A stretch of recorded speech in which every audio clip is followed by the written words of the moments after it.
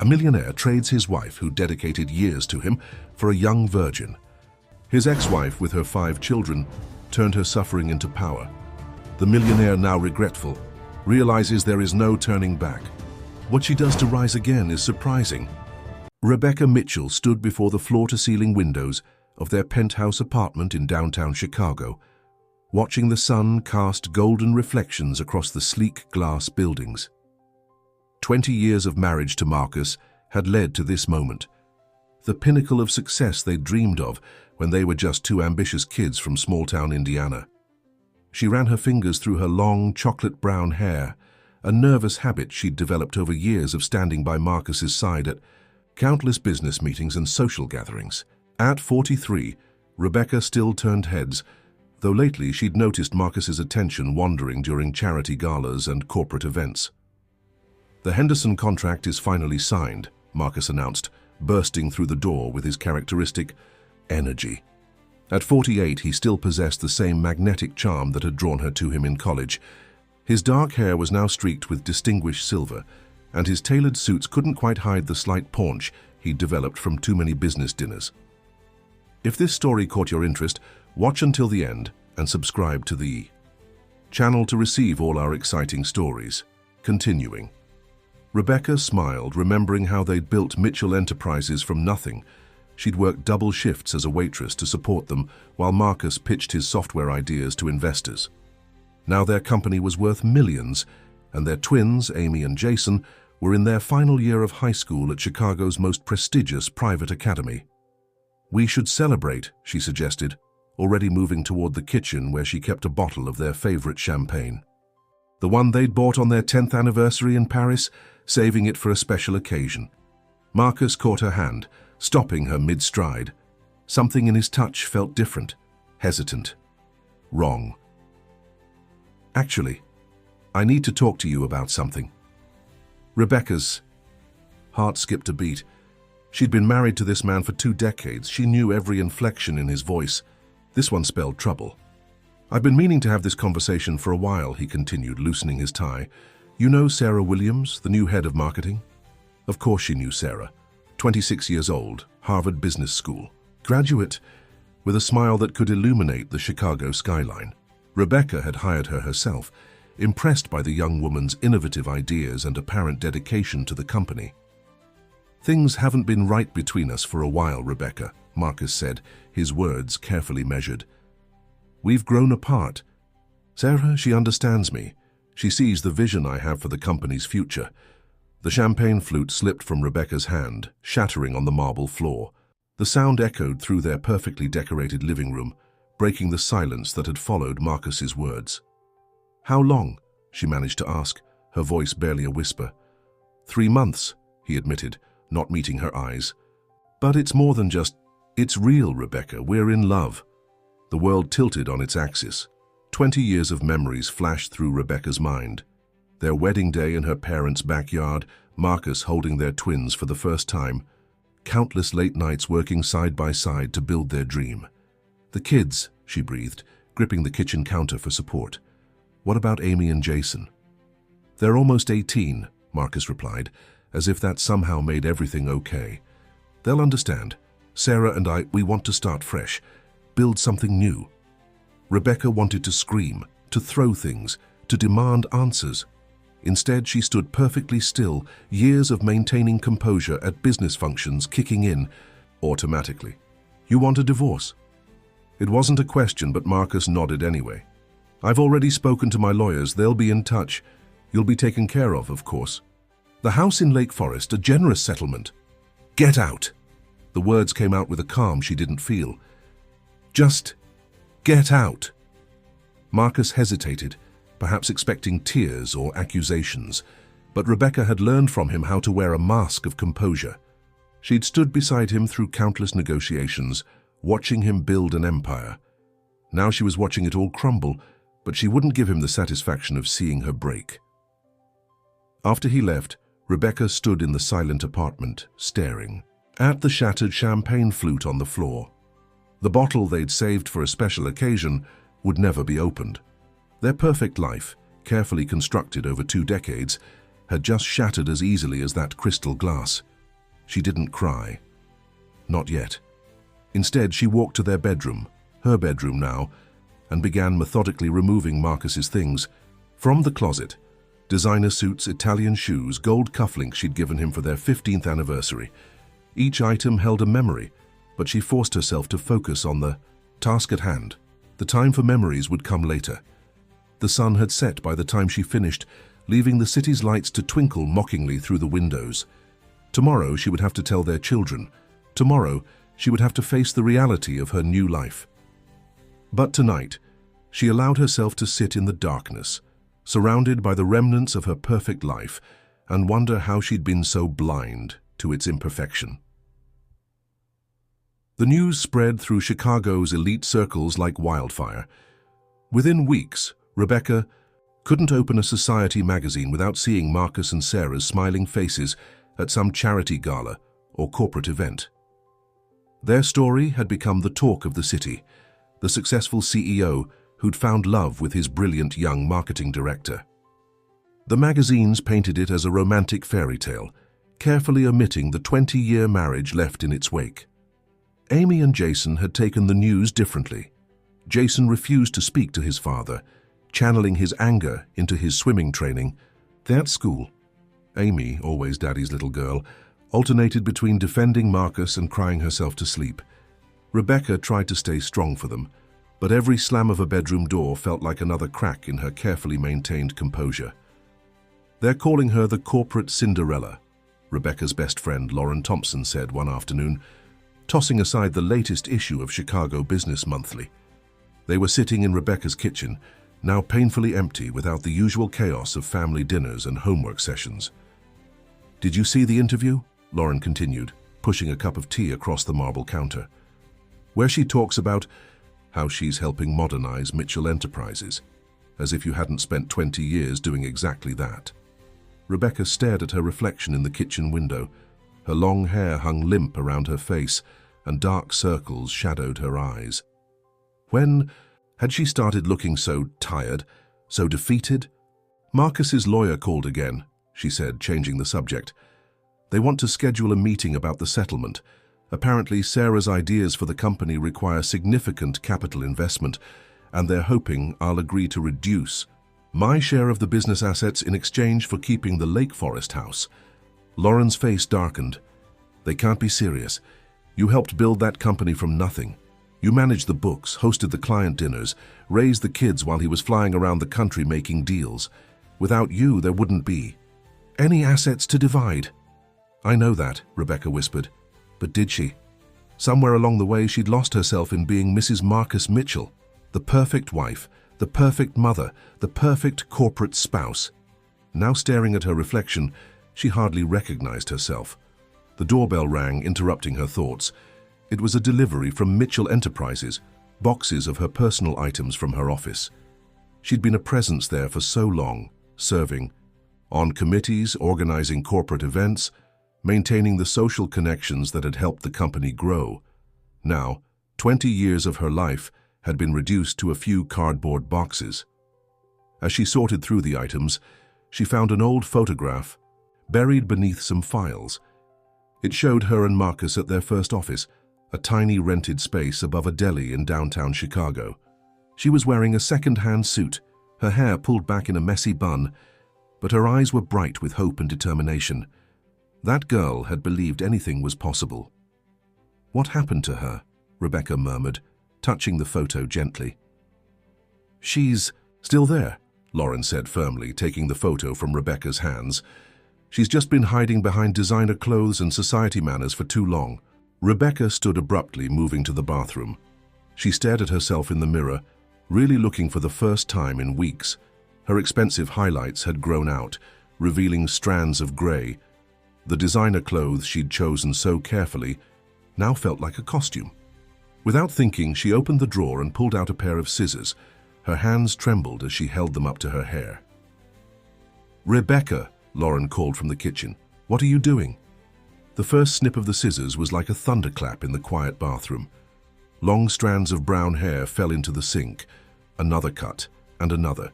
Each slice of the scissors felt like cutting away years of conforming, of being the person everyone expected her to be. Lauren appeared in the doorway, gasping at the sight. "Oh my God, Rebecca, stop! Let me call my stylist, we can fix this!" But Rebecca didn't want to fix it. For the first time since Marcus had walked out, she felt something other than pain, something that felt surprisingly like power. When she finally lowered the scissors, her hair fell in uneven layers around her face. It was a mess, absolutely unprofessional, completely unlike the perfectly groomed Mrs. Mitchell. And yet, looking at her reflection, Rebecca felt more like herself than she had in years. "You know what?" she said, meeting Lauren's concerned gaze in the mirror. "I think I'm pretty good at this." Lauren stared at her for a long moment before a slow smile spread across her face. "You're crazy," she said, but there was admiration in her voice. "Completely crazy, but maybe that's exactly what you need to be right now." Rebecca ran her fingers through her newly short hair, studying the way it fell. With a few adjustments here and there, it could actually be quite striking. Different, unique. "Do you want me to even it out for you?" Lauren offered, reaching for the scissors. "No," Rebecca said, surprising herself. "I want to learn how to do it myself." She picked up the scissors again, this time with purpose rather than desperation. As she began carefully refining the cut, muscle memory from years of art classes in college kicked in. There was a rhythm to it, an artistry she hadn't expected to find. By the time she finished, her hair was transformed. It wasn't perfect, but it was bold, dramatic, unlike anything she'd ever worn before. More importantly, it was entirely her own creation. "Well," Lauren said, tilting her head to study the result, "I guess we know what you're going to do with all that settlement money." Rebecca caught her friend's eye in the mirror and smiled. For the first time in weeks, it felt genuine. "I guess we do." The Lake Forest house felt different in the early morning light. Rebecca had always loved this place, with its sprawling gardens and vintage charm, but she'd never imagined living here alone. Now, 6 weeks after moving out of the penthouse, she was transforming the sunroom into an impromptu salon. "Are you sure about this?" Lauren asked, helping her arrange professional styling chairs she'd ordered online. "You could just enroll in beauty school, do things the traditional way." Rebecca adjusted a mirror, considering her reflection. Her self-styled hair had evolved over the past weeks, as she'd experimented with different techniques, watching countless tutorials and practicing late into the night. The current version was a sophisticated asymmetrical cut that highlighted her cheekbones and made her look years younger. "I can't wait 2 years to start my life," she replied. "Besides, I've already got my first clients lined up." As if on cue, the doorbell rang. Carol Anderson, her neighbor and first unofficial client, stood on the porch with her teenage daughter, Emma. Carol had been intrigued by Rebecca's new look at the last neighborhood association meeting and had practically begged for a haircut. "I hope you don't mind that I brought Emma," Carol said, settling into one of the styling chairs. "She's been complaining about wanting something different for her junior year photos." Emma slouched against the wall, radiating teenage skepticism. Her long blonde hair hung like a curtain around her face, reminiscent of Amy at her most withdrawn. "Actually," Rebecca said, wrapping a cape around Carol's shoulders, "I'd love to hear what Emma envisions for herself." As she worked on Carol's hair, Rebecca found herself falling into an easy rhythm. There was something meditative about the snip of scissors, the way each cut revealed new possibilities. She talked with Carol about the neighborhood gossip, but her mind was focused on angles, textures, the way light played across different sections of hair. When she finished, Carol's traditional bob had been transformed into a modern layered style that took years off her face. "Oh my God," Carol whispered, touching her hair in wonder. "You look amazing, Mom," Emma said, straightening up from her wall slouch. "Can she really do anything? Like anything I want?" Rebecca met Emma's eyes in the mirror. "What did you have in mind?" An hour later, Emma's waist-length blonde hair had been transformed into a daring pixie cut with swept-back sides and textured layers on top. The girl couldn't stop grinning at her reflection. "Dad's going to freak," she said, but she sounded delighted rather than concerned. As word spread through the neighborhood, Rebecca's sunroom salon began attracting more clients. Each success filled her confidence, but she knew she needed more than just word-of-mouth recommendations if she wanted to make this a real business. She was updating her newly created Instagram page with photos of her latest transformations when her phone buzzed with a text from Amy. "Can't make it to dinner tonight. Having dinner with Dad and Sarah. Sorry." Rebecca's hands trembled slightly as she set down the phone. These casual rejections from her daughter still had the power to shake her, but she refused to let them derail her. Instead, she channeled her emotions into planning her next steps. "You need to think bigger, Lauren," insisted during their weekly strategy session. "Your cuts are amazing, but without proper certification, you're limiting yourself. And have you seen the new salon Antonio De Luca is opening downtown?" Rebecca had seen it. Antonio was Chicago's most celebrated stylist, known for his work with celebrities and social elite. His new salon, De Luca's, was being heralded as the most exclusive beauty destination in the Midwest. "He's offering free styling sessions for the first month," Lauren continued. "It's all over social media. Every society woman in Chicago is trying to get an appointment." "He can afford to give away services," Rebecca said, scrolling through Antonio's Instagram feed.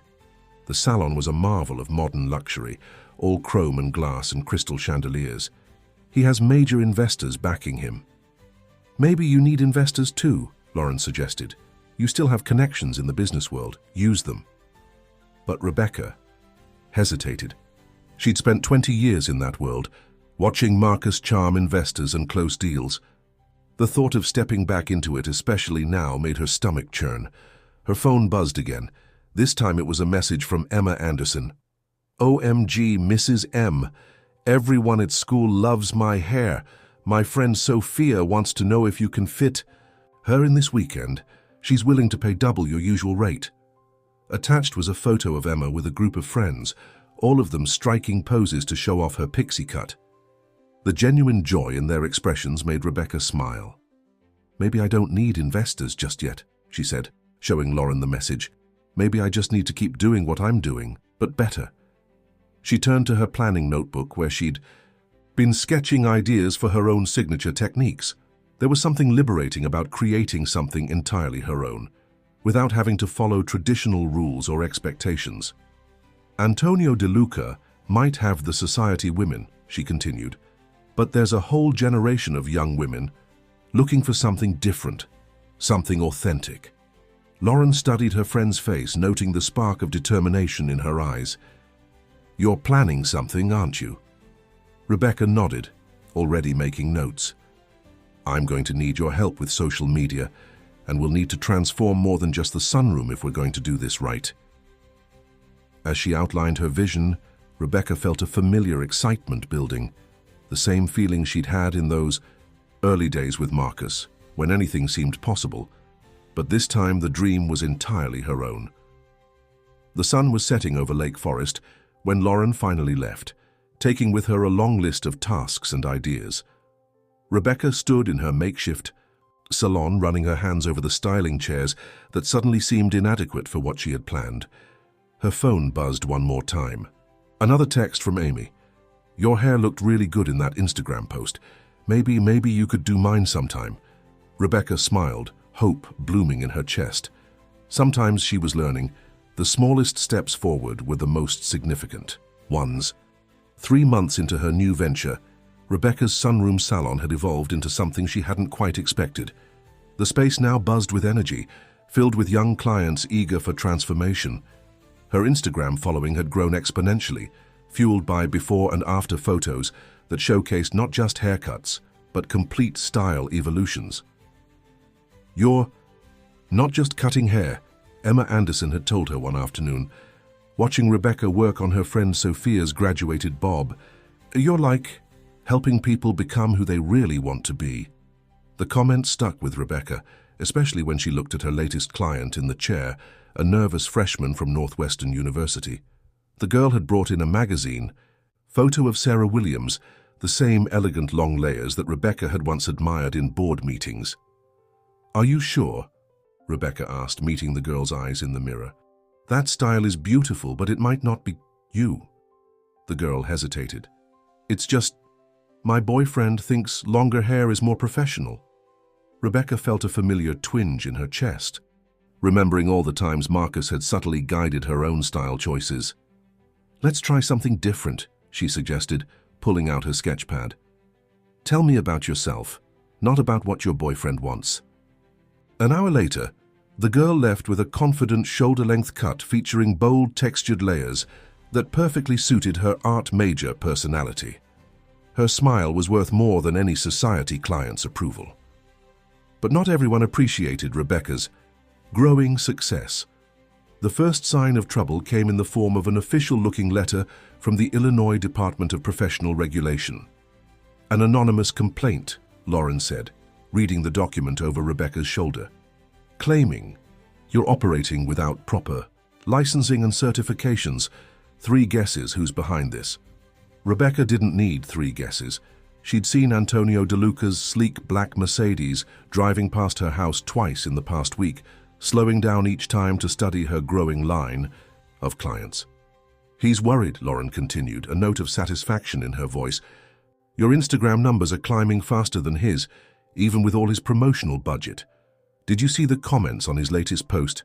Everyone's asking why he doesn't do the kind of transformative work you're becoming known for." But Rebecca knew better than to underestimate Antonio. He hadn't become Chicago's top stylist by ignoring competition. The regulatory complaint was just his opening move. The next blow came through the society grapevine. Rebecca's name was being quietly removed from charity committee lists, her invitations to social events mysteriously lost in the mail. Even some of her longtime friends began canceling appointments, making vague excuses about prior commitments. "It's not personal," Carol Anderson reported, having overheard conversations at her country club. "Antonio's made it clear that anyone who patronizes your salon won't be welcome at DeLuca's, and with the holiday gala season coming up..." Rebecca understood. The social elite of Chicago couldn't risk their standing for a haircut, no matter how innovative. But rather than discourage her, the opposition sparked something familiar in her gut, the same determination that had driven her in the early days of Mitchell Enterprises. "We need to change the game," she told Lauren during their weekly strategy meeting. "Antonio's playing by old rules, exclusivity, social pressure, traditional networking, but there's a whole new world of influence out there." She pulled out her laptop, showing Lauren the analytics from her latest Instagram posts. The majority of her followers weren't from the wealthy North Shore suburbs, but from universities, young professional neighborhoods, and artistic communities. "These are the people setting trends, not following them," Rebecca explained. "They don't care about country club memberships or gala invitations. They care about authenticity, creativity, and self-expression." Lauren studied the data, a slow smile spreading across her face. "You're not just competing with Antonio," she realized. "You're building something completely different." Rebecca nodded, pulling up a real estate listing she'd been studying. It was a former art gallery in Wicker Park, Chicago's trendy artistic neighborhood. The space needed work, but it had potential. High ceilings, natural light, and most importantly, a prime location far from the stuffy downtown salon district. "I'm not going to fight Antonio for his clients," she said. "I'm going to create my own market, but I'll need help." She opened another tab showing Lauren the course catalog for a local business school. "I may not have traditional styling certifications, but there's nothing stopping me from learning what I need to know about running a modern beauty brand." "What about the regulatory complaint?" Lauren asked. Rebecca smiled, remembering all the legal challenges she and Marcus had navigated in building Mitchell Enterprises. "I've already spoken with a lawyer. There are ways to structure the business that comply with regulations while we work on proper certifications. And in the meantime," she gestured to her growing collection of before and after photos, "every transformation tells a story. Every client becomes part of our community. That's something Antonio can't replicate, no matter how many celebrity and clients he has." As if on cue, her phone buzzed with a notification. Emma had posted another photo of her pixie cut, this time with a heartfelt caption, about how changing her hair had given her the confidence to run for student council president. "This is bigger than haircuts," Rebecca said softly, reading the comments filling up beneath Emma's post. "This is about helping people find their voice." Lauren reached across the table and squeezed her friend's hand. "Just like you found yours." Outside, the late autumn sun cast long shadows across Lake Forest's manicured lawns. Somewhere across town, Marcus and Sarah were probably attending another glittering corporate event. But for the first time since her marriage ended, Rebecca didn't care. She had her own light to chase now, and it was leading her in an entirely unexpected direction. The former art gallery in Wicker Park was a mess of dust and potential. Sunlight streamed through the enormous windows, illuminating exposed brick, walls and worn wooden floors. Rebecca stood in the center of the empty space, mentally transforming the bare walls into her vision, a creative hub where style met self-expression. "The contractor says we can be ready in 6 weeks, Lauren reported, reviewing notes on her tablet, though he warned that buildings this old always have surprises. Rebecca ran her hand along a brick wall, feeling the rough texture beneath her fingers. 6 weeks is perfect. That gives us time to build buzz before the holiday season. The space would be unlike anything Chicago had seen before. Part salon, part art gallery, part community space. She'd already connected with local artists about displaying their work, and several fashion design students from the Art Institute had approached her about collaboration opportunities. "Mom?" Amy's voice echoed through the empty space.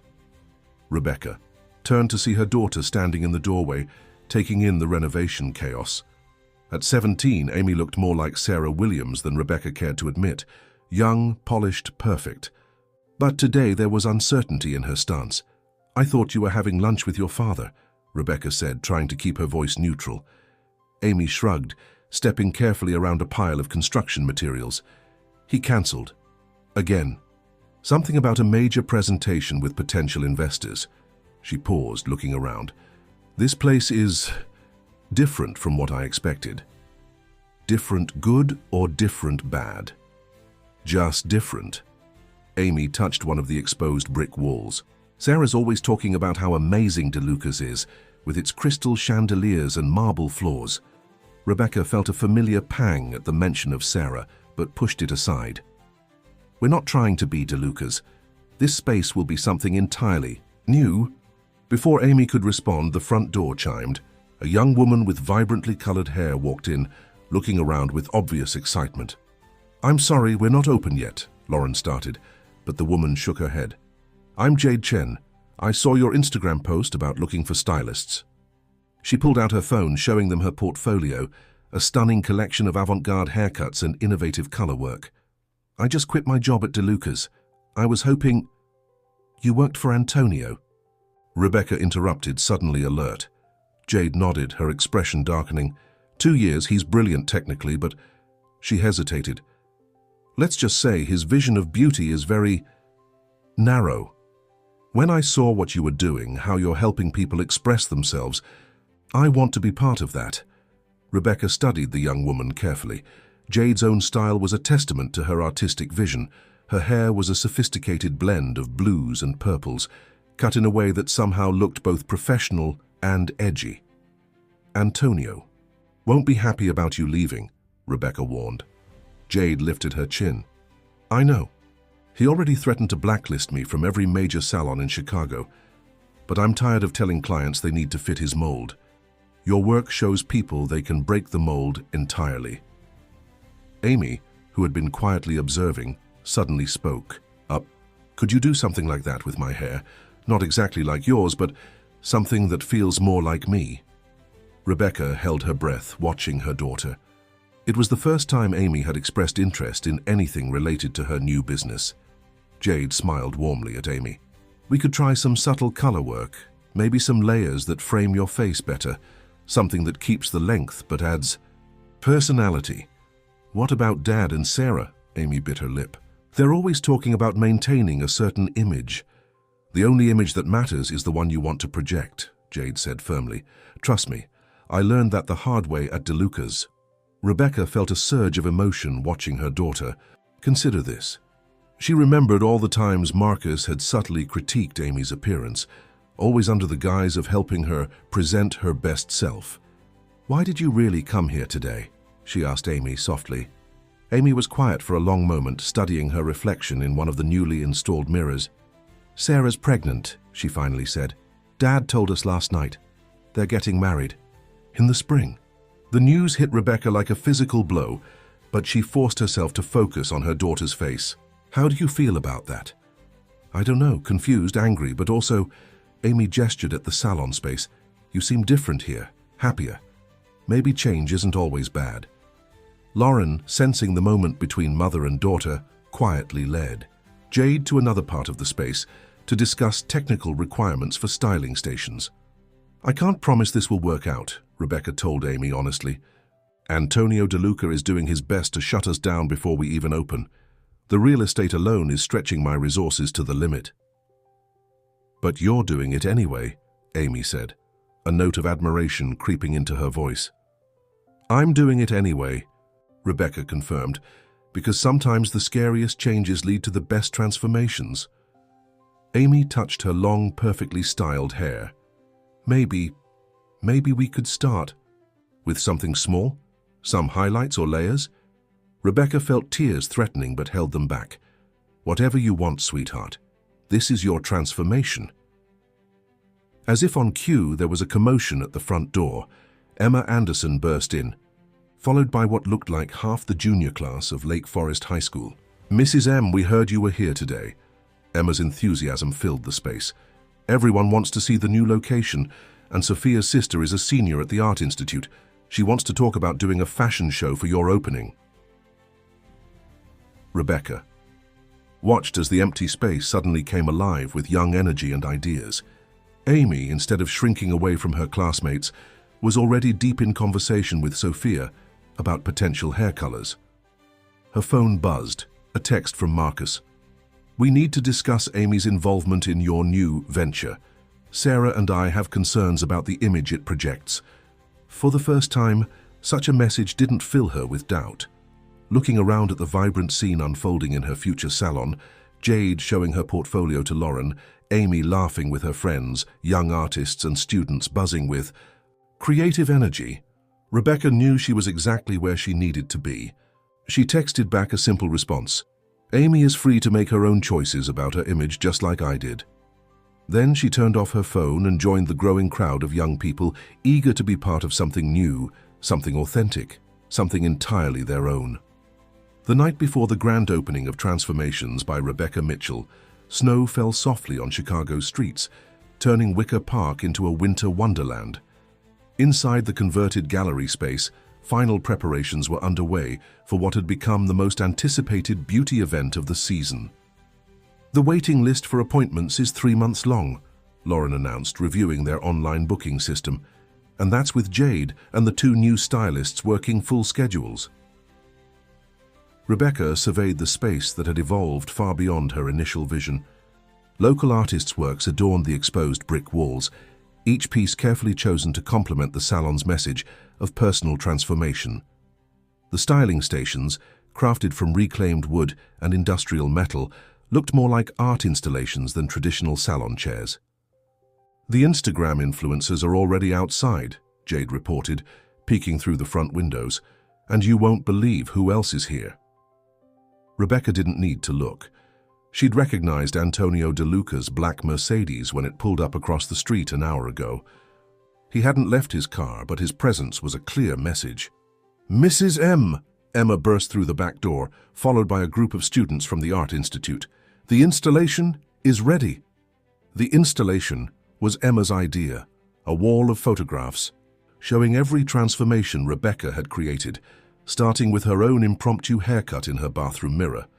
Each photo was accompanied by a handwritten story from the client, describing not just the physical change, but the personal journey it represented.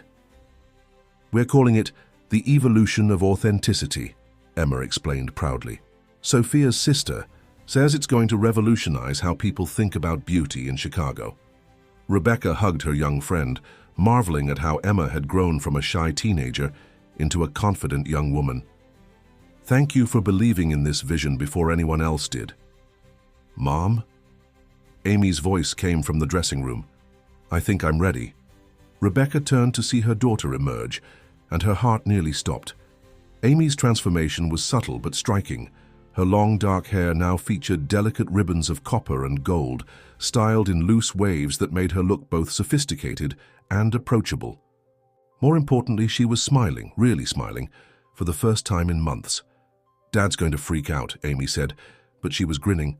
Sarah already texted me 3 times asking if I've lost my mind. You look beautiful, Rebecca said softly. You look like yourself. The moment was interrupted by a commotion outside. Through the windows, they could see Antonio De Luca finally emerging from his car, accompanied by 2 men in expensive suits. Building inspectors, Lauren said grimly, checking her phone. Antonio filed another complaint. They're demanding to review our permits before we can open. Rebecca felt her stomach tighten, but years of handling corporate crises kicked in. Lauren, get our lawyer on the phone. Jade, start letting people in. The inspection can happen while we're operating. Emma, make sure the camera crew from that online fashion magazine is getting good shots of everything. What about the inspectors? Amy asked, watching the men approach the door. Rebecca squared her shoulders. They're just doing their jobs, and everything we're doing here is legal. Even if it's not traditional. The next hour was a blur of activity. While the inspectors meticulously reviewed their documentation, the salon filled with excited clients, fashion bloggers, and local artists. The energy was electric, with Jade and the Dow, other stylists providing demonstrations of their innovative techniques. Oh, your permits seem to be in order, the lead inspector finally admitted, though he didn't look happy about it. But we'll be monitoring this establishment closely. Rebecca watched Antonio's face darken as the inspectors left without shutting them down. He stormed across the street, his perfectly tailored suit out of place among the eclectic Wicker Park crowd. This isn't over, Rebecca, he said in a low voice. You're making a mockery of our profession. These transformations of yours, they're just gimmicks. Real style requires years of training, proper techniques. Real style requires understanding who people really are, Rebecca interrupted calmly. Something you might have learned if you spent more time listening to your clients and less time trying to force them into your narrow vision of beauty. You think these little rebels and artists can sustain a business? Antonio sneered. Wait until the novelty wears off. Wait until they realize that success in this city requires conforming to certain standards. Look around, Antonio, Rebecca gestured to the packed salon. These people don't want to conform. They want to be seen for who they are, and we're giving them that chance. As if to prove her point, a cheer erupted from the center of the salon. One of the new stylists had just completed a dramatic transformation, turning a corporate lawyer's conventional bob into an elegant but edgy style that somehow looked perfectly professional while being utterly unique. The world is changing, Rebecca continued. Beauty isn't about following rules anymore, it's about breaking them in exactly the right way. Antonio's face flushed with anger. You have no idea what you're up against. I've spent 20 years building my reputation in this city. One word from me to the right people. Would be less powerful than one honest post from any of these young influencers, Rebecca finished for him. The game has changed, Antonio. Maybe it's time for you to transform too. She turned away from him, moving to greet a group of young professionals who had just walked in. Behind her, she heard Antonio's sharp intake of breath, followed by the sound of his expensive shoes storming out. Mom? Amy appeared at her side. Is everything okay? Rebecca looked at her daughter, confident, beautiful, and finally becoming her true self, and smiled. Everything is perfect, sweetheart, although I have a feeling things are about to get very interesting. As the opening night celebration continued around them, Rebecca caught her reflection in one of the salon's mirrors. She barely recognized the woman she'd been a year ago, the perfect corporate wife with the perfect controlled image. The woman staring back at her now was someone entirely different, stronger, more authentic, and finally truly free. But in her years in the corporate world, she'd learned that the biggest challenges often came after the initial success. And something in Antonio's eyes told her this was just the beginning of their battle. Bring it on, she whispered to her reflection, and turned back to welcome more clients into her growing revolution. 3 months after the grand opening, Transformations had become more than just a salon. It was a movement. Every transformation story posted on their social media sparked dozens more clients seeking their own journey of change. But success, Rebecca was learning, came with a price. They're calling it the beauty revolution, Lauren said, showing Rebecca the latest feature in Chicago Style magazine. The article showcased before and after photos of their most dramatic transformations, including Amy's subtle but powerful change. We're getting calls from salons in New York and LA asking about franchise opportunities. Rebecca was about to respond when Jade burst into the office, her face pale. You need to see this. She pulled up DeLuca's Instagram page on her phone. Antonio had just announced the opening of a second location, directly across the street from Transformations. The post included a special offer, free services for any client who switched from Rebecca's salon. That's not all, Jade continued, scrolling through her messages. He's offering double salary to any stylist willing to leave us. Kelly and Marco are already considering it. Rebecca felt her stomach tighten. Kelly and Marco were their newest stylists, both recently certified and still building their confidence. The offer would be tempting. He can't sustain free services forever, Lauren pointed out. It's a desperate move. But it could hurt us in the short term, Rebecca admitted. And with the loan payments for this space, she was interrupted by a commotion in the main salon area. A group of young women had rushed in, looking distressed. Among them was Sophie Chen, Jade's sister, and one of their regular clients. They ruined my hair. Sophie was nearly in tears. I went to DeLuca's for a trim, just a trim, and look what they did. Her normally sleek black hair had been cut into a harsh, conventional style that completely clashed with her artistic personality. Rebecca recognized Antonio's signature conservative cut, designed to force conformity rather than express individuality. He said it was more professional, Sophie continued, running her fingers through the rigid layers. That potential employers would prefer this look. When I objected, he said this is what successful people choose. Rebecca exchanged glances with Jade. This wasn't just about business anymore. Antonio was deliberately targeting their clients' confidence, trying to shame them back into conventional standards of beauty. Sit down, Rebecca said firmly, leading Sophie to a styling chair. Let's fix this.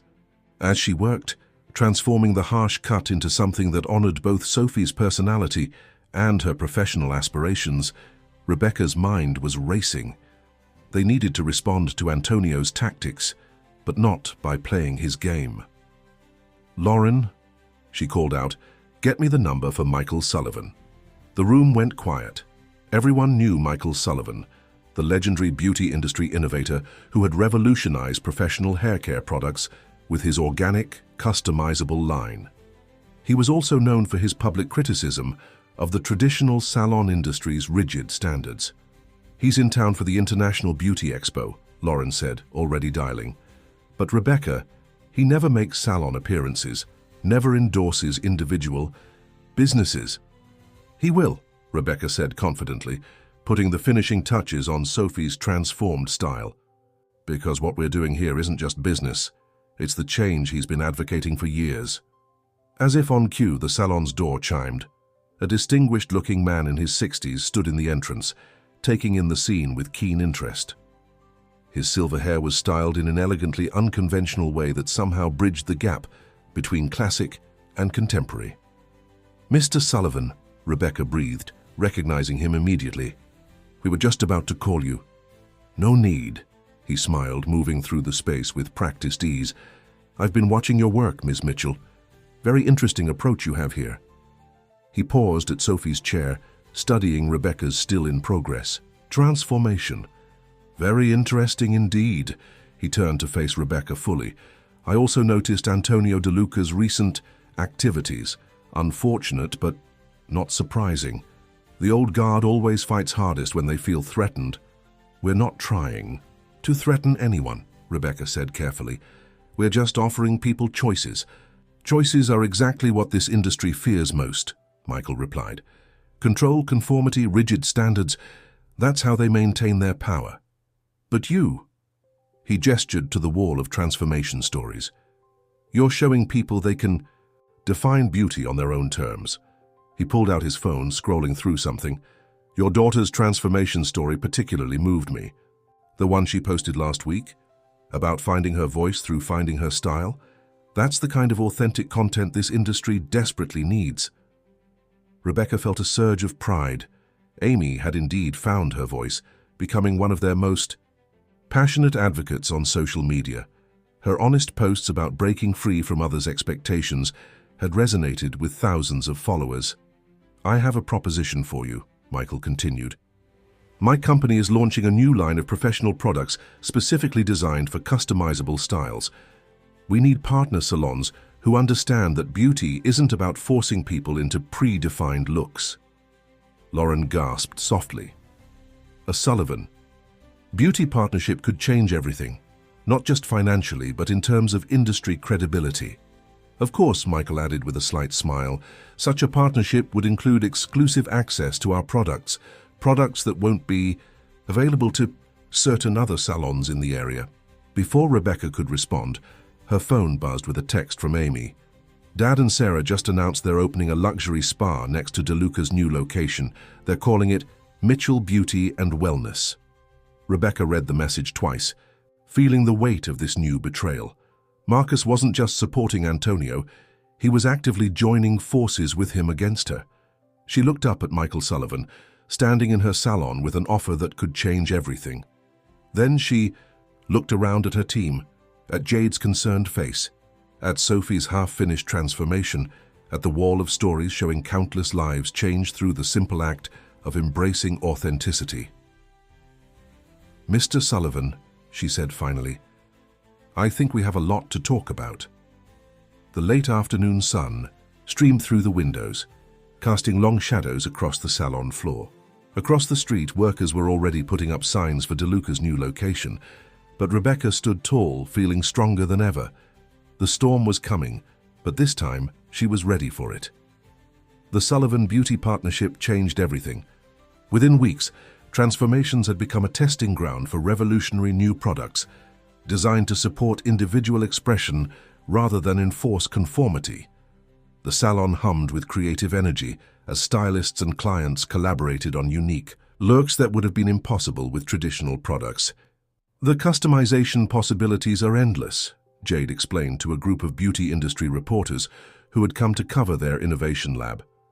She demonstrated how they could adjust the formulas to match not just different hair types, but different lifestyle needs and personal styles. Rebecca watched from her office, pride swelling in her chest. Jade had blossomed into more than just a talented stylist. She was becoming an innovator in her own right, helping Michael Sullivan's team develop new techniques for their product line. "The waiting list is now 6 months long," Lauren reported, joining Rebecca at the window. "And that's with the new stylists we hired. People are flying in from other states just to experience a transformation." But success had brought new challenges. Across the street, DeLuca's new location gleamed with aggressive luxury. The Mitchell Beauty and Wellness Spa next door advertised traditional elegance and timeless sophistication, terms that felt like direct attacks on Rebecca's innovative approach. "They're targeting corporate clients," Lauren continued, showing Rebecca their competitors' latest promotional materials. Playing up the professional image angle, Sarah's using her connections in the business world to arrange corporate partnerships. Rebecca was about to respond when her phone buzzed with a text from Amy. "Just overheard Dad and Sarah arguing about the spa. Apparently they're over budget and behind schedule. Also, I think Sarah's having doubts about the wedding." Before Rebecca could process this information, Michael Sullivan strode into her office, his energy filling the room. "Rebecca, my dear, we need to think bigger, much bigger."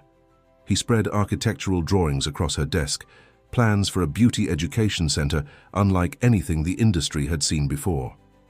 "Not just a school," he explained, his eyes bright with enthusiasm. "An innovation hub, a place where we can train the next generation of stylists in your philosophy of transformative beauty." Rebecca studied the plans, her mind racing. The proposed center would be massive, taking up an entire floor of a renovated industrial building in the West Loop.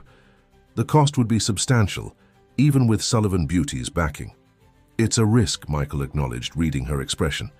But playing it safe is what the old guard does. You've shown that people are ready for something different. Now it's time to institutionalize that difference. The timing might actually be perfect, Lauren interjected, pulling up some research on her tablet. Look at these numbers. Traditional salon enrollment is down nationwide. Young people don't want to learn rigid, outdated techniques. They want to create, to innovate. Rebecca was about to respond when she heard a familiar voice from the main salon area. Sarah Williams, her perfectly highlighted hair slightly disheveled, was arguing with Amy. "Your father is worried about you," Sarah was saying. "This whole rebellion, it's not the image we want for the family." "The image you want," Amy shot back. "Did you ever ask what image I want for myself?" Rebecca moved to intervene, but stopped short when she saw her daughter's confident stance. Amy didn't need rescuing anymore. "You know what's funny?" Amy continued, her voice carrying clearly through the salon. "Everyone at school used to call me Sarah 2.0 because I tried so hard to look and act just like you. I thought that's what I needed to be successful. But now," she gestured around the salon, "now they come to me for advice on how to be themselves." Sarah's composed facade crackled slightly. "Your father built his success on maintaining certain standards." "No," Amy interrupted. "Dad built his success by innovating, by taking risks. But somewhere along the way he forgot that. Maybe you helped him forget." Rebecca felt Michael Sullivan's presence beside her. "Your daughter," he said quietly. "She gets it. This isn't just about hair or beauty. It's about authenticity in a world that demands conformity." Looking around her salon, at Jade teaching new techniques to their apprentices, at clients emerging from their chairs looking more confidently themselves, at Amy standing her ground against the very standards that had once constrained Rebecca herself, she knew he was right. "Show me the budget for the education center," she said decisively. "And Lauren, call the contractor who did our renovation. I want to know if he can handle a project of this scale." "What about DeLuca and Mitchell Wellness?" Lauren asked. "They're still trying to poach our clients and staff." Rebecca smiled, watching Sarah retreat from the salon, her perfect posture slightly slumped. "They're fighting the last war," she said. "We're building the future." She turned to Michael. "But I want to add something to the plans. A community space, somewhere we can offer services to people who can't afford high-end salons. Every person deserves the chance to become who they truly are." Michael's eyes lit up. "Social innovation combined with business innovation. Brilliant. This is exactly why I wanted to partner with you." As they bent over the plans, Rebecca heard the familiar chime of the salon door. Another client entering, another transformation waiting to begin. But now each transformation wasn't just a personal journey. It was part of a larger revolution in how people saw themselves and their potential. "Mom," Amy called from the main salon. "Remember that fashion show idea Emma and I were talking about? I think we should do it at the new education center. Make it a showcase for both new styles and new stylists." Rebecca looked at her daughter, confident, creative, and completely herself, and felt a surge of joy. "That's perfect, sweetheart. After all, this was never just about changing how people look. It's about changing how they see themselves," Amy finished. "I know, Mom. You taught me that." Outside, the Chicago spring sunshine illuminated both sides of the street, the sleek, conventional luxury of DeLuca's and Mitchell Wellness, and the vibrant, creative energy of transformations. Two visions of beauty, two paths forward. Rebecca had chosen her path, and with every passing day, more people were choosing to walk it with her. The West Loop building that would house the Transformations Education Center was a testament to Chicago's industrial past, all exposed steel beams and soaring windows. As Rebecca walked through the dusty space with her construction team, she could already envision what it would become, a cathedral of creativity and innovation. "The main teaching salon will be here," she explained, gesturing to the largest open area. "Floor-to-ceiling windows, natural light everywhere. We want students to see the city while they work, to remember they're part of something bigger than themselves." Lauren followed with her tablet, taking notes and photos. The contractor says we can keep some of the original industrial elements. The steel beams, the brick walls, they'll add character. Perfect, Rebecca nodded. This isn't going to be another sterile beauty school. We want it to inspire creativity from the moment people walk in. The sound of heels clicking on concrete drew their attention. Jade appeared, leading a group of prospective instructors, all former students of traditional beauty schools, who had become disillusioned with the rigid standards they were forced to teach. The response to our instructor search has been overwhelming, Jade reported. These are just a few of the people who want to be part of what we're building here. Rebecca studied the group. Each person had their own unique style, from subtle elegance to bold artistic statements. This was exactly what she wanted, teachers who lived the philosophy they would be sharing. "When can we start?" asked one woman, her silver-streaked hair styled in an innovative asymmetrical cut. "I've got students at my current school begging to transfer as soon as you open." Before Rebecca could respond, her phone buzzed. It was a news alert about Mitchell Enterprises. The headline made her stomach drop. Tech giant faces financial troubles. CEO Marcus Mitchell's new ventures strain company resources. A second message followed immediately, this one from Amy. "Dad just cancelled my tuition payment for next semester. Says the company is restructuring. Mum, what's going on?" Rebecca excused herself from the group, moving to a quiet corner to call her daughter. "Don't worry about tuition," she said immediately. "I'll take care of it." "It's not just that." Amy's voice was tight with worry. "Sarah's gone. She moved out last week. Dad's not handling it well. He's making weird decisions at work, and now with the spa struggling." Rebecca felt a complex mix of emotions. Part of her, a small, vindictive part she wasn't proud of, wanted to savor Marcus's comeuppance.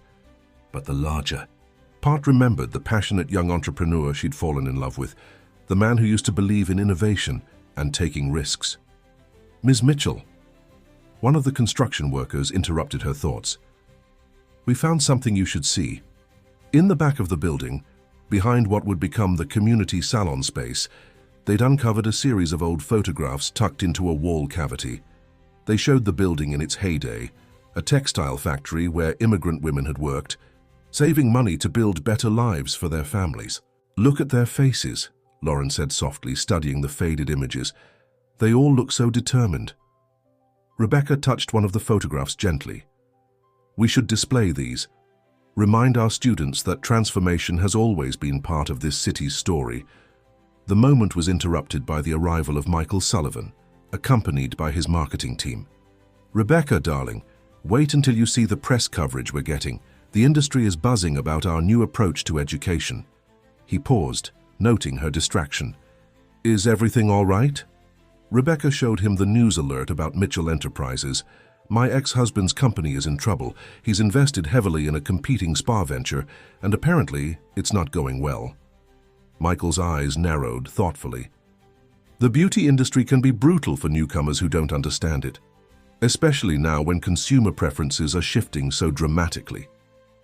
"He never could admit when he was wrong," Rebecca said quietly. "Always had to double down, push harder." "Mum," Amy's voice echoed through the space. She hurried in, still wearing her college sweatshirt, clutching her phone. "Dad just announced budget cuts at Mitchell Enterprises. 300 people are losing their jobs." Rebecca's heart sank. She knew many of those people, had worked with them for years, watched their children grow up alongside Amy and Jason. "The spa project," Amy continued, "it's draining all their resources. Sarah tried to tell him it was a mistake. That's why she left. But he wouldn't listen. He's convinced he can beat you at your own game." Michael placed a gentle hand on Rebecca's shoulder. "What are you thinking?" Rebecca looked around the vast space, at the instructors eagerly planning their future classes, at the construction workers carefully preserving the building's history, at her daughter's worried face.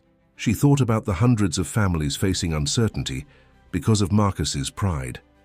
"I'm thinking," she said slowly, "that maybe there's room for one more transformative project here." Lauren's eyes widened. "Rebecca, no. You can't save him." "Not after everything." "Not him," Rebecca corrected, "but maybe we can save those jobs, Create something that honors both innovation and tradition. She turned to Michael. How would you feel about adding a professional development center to our plans? A place where experienced stylists can learn new techniques without having to start over. Michael studied her for a long moment, then smiled. Always thinking bigger, aren't you? That's why this partnership works. Rebecca pulled out her phone, pulling up Marcus's number. She hadn't called him directly in months, communicating only through lawyers and assistants. But sometimes she was learning. The boldest transformations required reaching back to move forward. What are you going to say to him? Amy asked. Rebecca squared her shoulders. I'm going to offer him a chance to be part of the future instead of fighting it, whether he takes it or not. That's his choice to make. As if responding to her decision, sunlight broke through the dusty windows, illuminating the space with possibility. Around her, the buzz of construction continued, the sound of something new being built on the foundations of something old. Either way, she said, looking at the old factory photographs, we keep building. Because every transformation, whether personal or professional, starts with the courage to imagine something different. She pressed the call button, ready to offer Marcus the same opportunity for transformation that she'd found herself. After all, she thought, watching Amy join Jade and the instructors in their excited planning, sometimes the most powerful changes came from unexpected directions. The meeting was set for neutral ground, a small coffee shop halfway between the rising framework of the Transformations Education Center and the struggling Mitchell Enterprises headquarters. Rebecca arrived early, watching the morning commuters hurry past the window while she waited for Marcus. He looked older than she remembered, the confident stride replaced by a weary shuffle. The designer suit that had once symbolized his success now seemed to hang loosely on his frame. You're looking well, he said, sliding into the seat across from her. The magazines don't. Do you justice? Rebecca nodded politely, remembering how such compliments used to flutter her heart. Now they felt like echoes from another life. Thank you for meeting me, Marcus. I think we both know why we're here. If you're here to gloat, he began, but she cut him off with a raised hand. I'm here to offer you a partnership, she said, sliding a folder across the table. A real one, not the hostile takeover Antonio De Luca has been pushing for. Marcus's eyes widened slightly as he reviewed the documents. You want to convert the spa into a professional development center? Part of your education program? Your spa project is bleeding money, Rebecca said frankly. Not because it's a bad idea, but because you're fighting yesterday's battle. The market has changed. People don't want artificial standards of beauty anymore. They want authenticity. And you think you can save my company by teaching old dogs new tricks? There was a hint of his old sarcasm, but she could hear the desperation beneath it. I think we can save 300 jobs by combining your business experience with our innovation. She pulled out the old factory photographs they'd discovered. Look at these. Immigrant women working to transform their lives through honest labor. That's still happening today, Marcus. The only difference is the tools they're using. He studied the photographs for a long moment. Sarah said something similar, he admitted quietly, before she left. Said I'd lost sight of what innovation really means. You used to understand it, Rebecca said softly. Remember when we started Mitchell Enterprises? We weren't trying to copy existing software.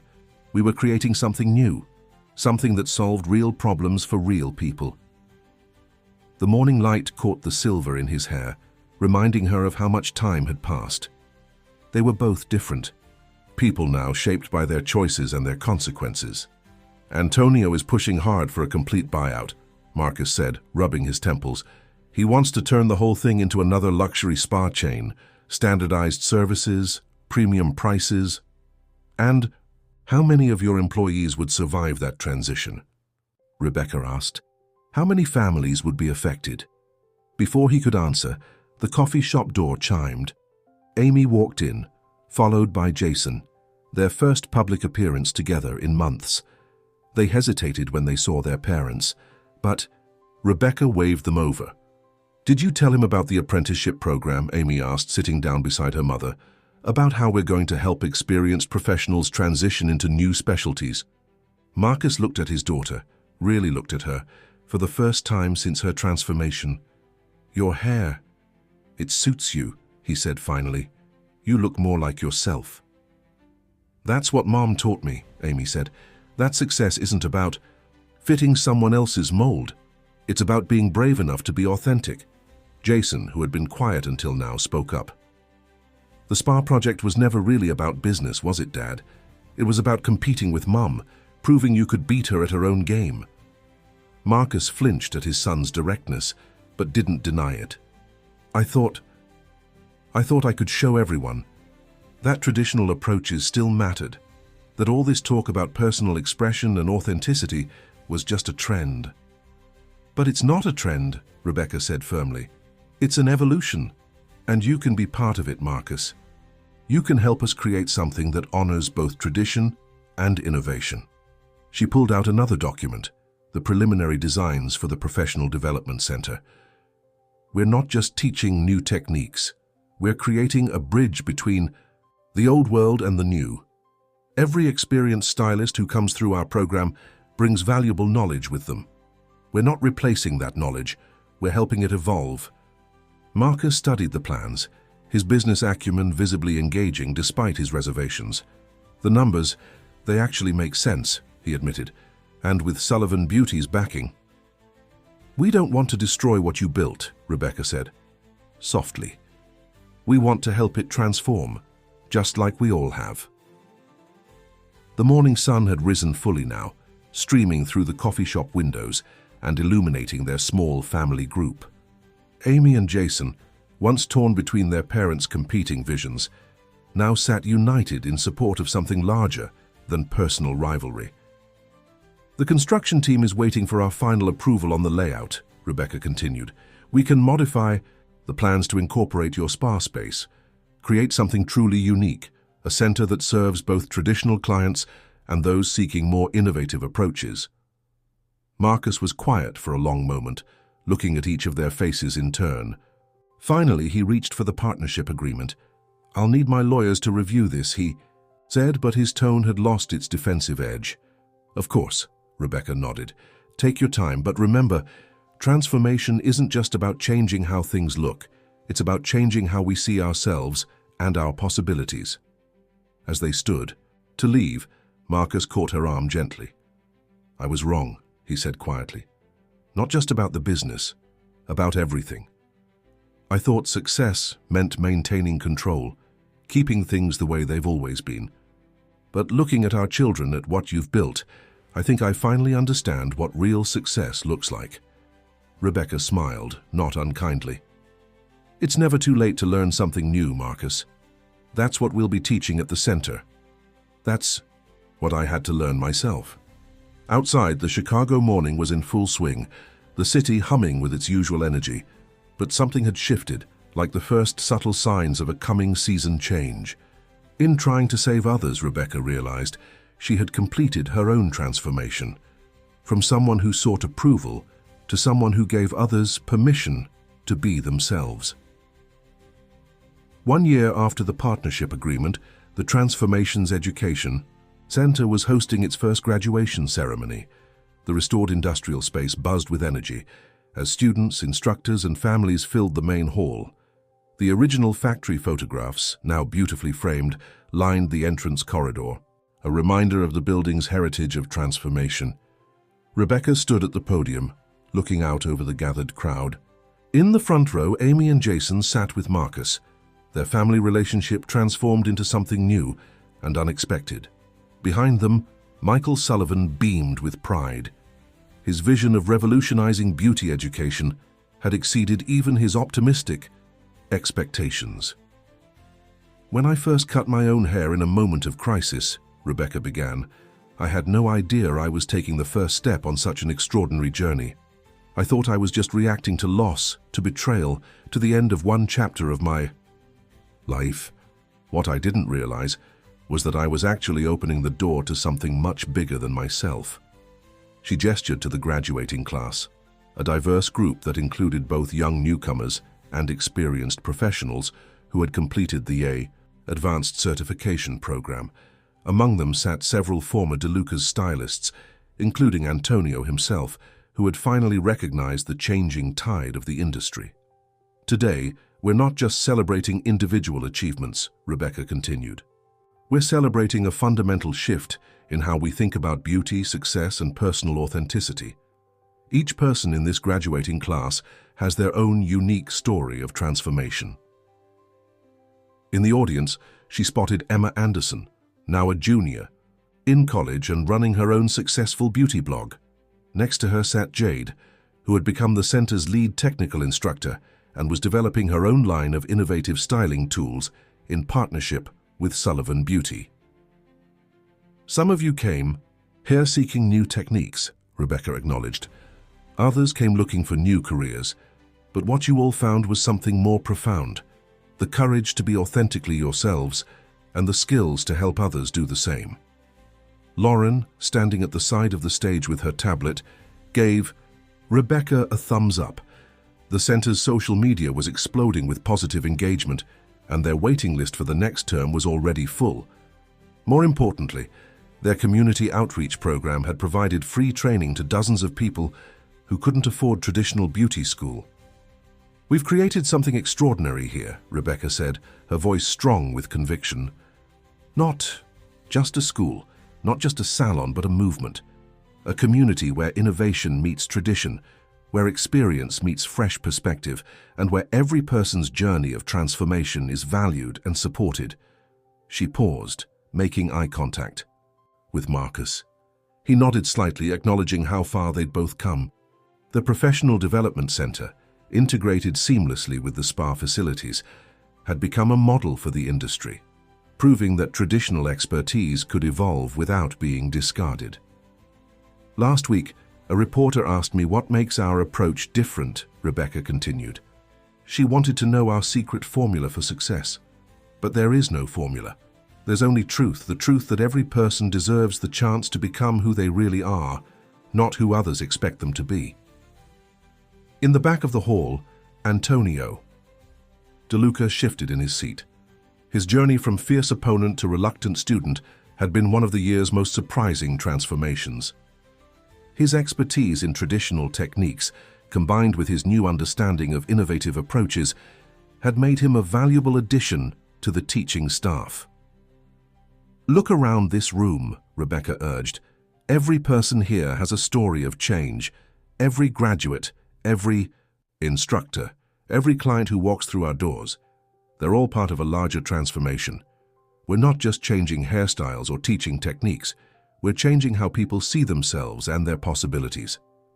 Amy stood up, signaling that everything was ready for the surprise they'd planned. The large screens at the back of the stage came to life, showing a montage of transformation stories, clients, students, and professionals whose lives had been touched by the center's work. "This is just the beginning," Rebecca said, her voice rich with emotion. "Today's graduates will go out into the world carrying this philosophy with them. They'll open their own salons, teach their own students, create their own innovations. The ripple effect of their work will touch countless lives." The ceremony concluded with a showcase of graduate work, a stunning display of technical skill and creative vision that drew gasps of appreciation from the audience. Each style told a story. Each transformation reflected both the artist's skill and the client's authentic self. Later, at the reception, Rebecca found a quiet moment to stand in her favorite spot, the window overlooking the Chicago skyline. The sun was setting, painting the city in shades of gold and promise. "Quite a view," Marcus said, joining her. "Remember when we used to dream about changing the world?" Rebecca smiled. "We did change it, just not in the way we expected." "You changed it," he corrected gently. "I just finally learned to see things differently." Their conversation was interrupted by Amy, who rushed over with excitement. "Mom, Women's Wear Daily wants to do a feature on the center. They're calling it The Future of Beauty Education." Rebecca hugged her daughter, marveling at how they'd all grown. Amy wasn't just a student anymore. She had become an integral part of the center's vision, bringing fresh perspectives and innovative ideas to their programs. "Mrs. M," Emma called from across the room, "the new social media campaign is going viral. People are sharing their own transformation stories from all over the world. The room buzzed with energy and possibility.